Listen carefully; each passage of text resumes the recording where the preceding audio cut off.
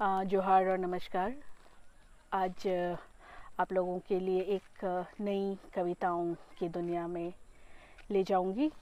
नाम है रंगविहीन दुनिया के वारिस। लेखक हैं दोरजी लोम्पू और यह प्यारा क्रिकेटर फाउंडेशन के केलुंग बुक्स के द्वारा छापा गया है। 2024 नवंबर में ये आया है। 129 रुपये का मूल्य है और आपको इन कविताओं का जो रूट्स है, ओरिजिन जो है वो अरुणाचल प्रदेश है। कुछ कविताएं दोरजी लोम्पू के हवाले से। रंगविहीन दुनिया के वारिस।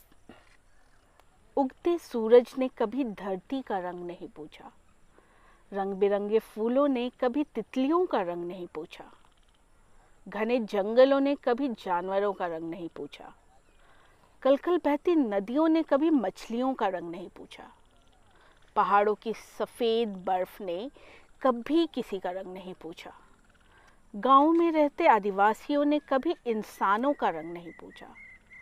काश आज भी कोई रंग नहीं पूछता, भेदभाव न करता, तो शायद हम बेरंग होकर भी खुश रहते और ये दुनिया भी बिना रंग के बेहद सुंदर दिखती।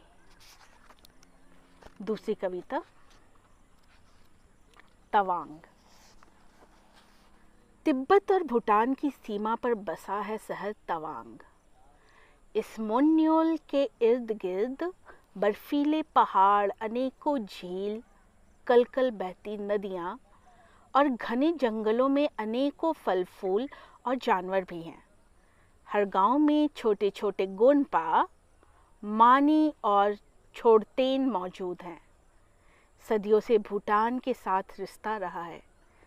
तवांग के लोग नहीं जाते थे भूटान, भूटान के लोग आते थे व्यापार के लिए, पूजा की सामग्री, वस्त्र, बर्तन आदि लेकर। भूटान में बसे कई जगह तवांग के बहुत करीब हैं। सक्तेंग और मेराक से अब भी आते हैं छुरा, घी, याक मांस आदि बेचने। तवांग के हर गांव में भूटान के सोंगपा विक्रेता का नैसांग मिलेगा।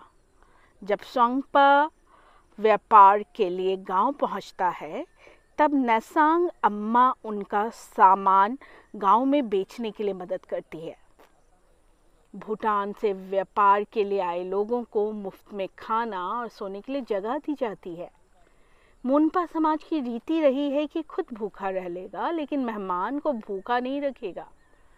तवांग ऐसे ही प्रसिद्ध नहीं है। यहाँ के लोग काफ़ी मेहनती और ईमानदार हैं। बुद्ध के आशीर्वाद से आज तक कोई भिखारी नहीं है। भूटान और तवांग दोनों एक जैसे हैं क्योंकि दोनों ही बुद्ध के देश हैं। परंतु चीन और तवांग के रिश्तों को लेकर बचपन से आज तक ना कोई कहानी सुनी, ना ही कोई गीत। सच कहूँ तो भूटान और भारत अलग अलग है, मगर भूटान ने कभी तवांग को अपना हिस्सा नहीं बताया, किंतु चीन बौद्ध तवांग को अपना हिस्सा बताने से कभी नहीं चूकता।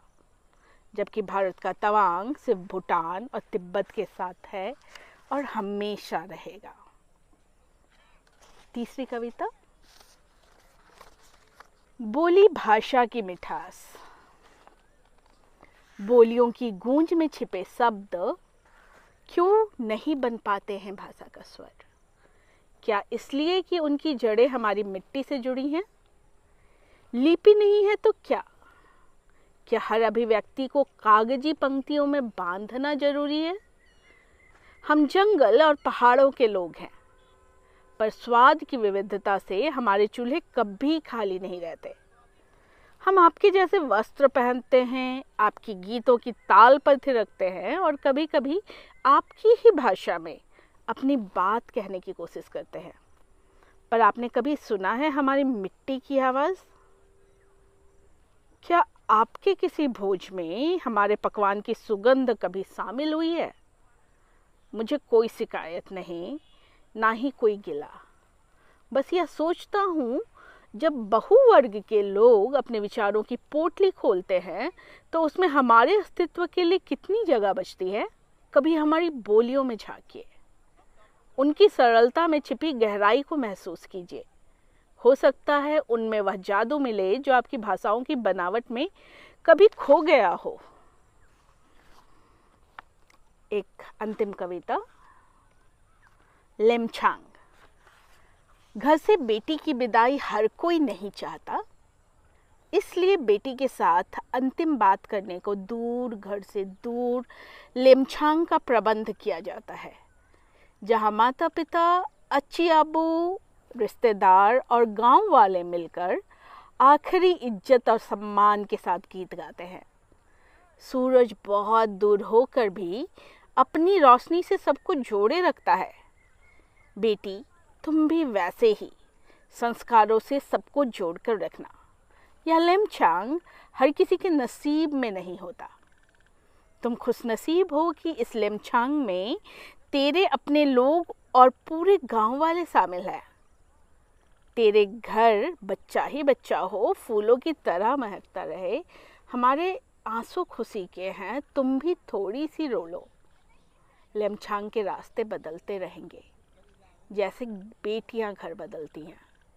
जैसे नदियाँ, पंछी, फल फूल और बीज नहीं बदलते अपना स्वभाव, तुम भी अपने संस्कार मत भूलना।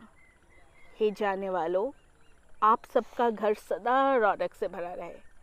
ये यहीं रहने वालों, आप सबका घर भी सदा खुशियों से भरा रहे।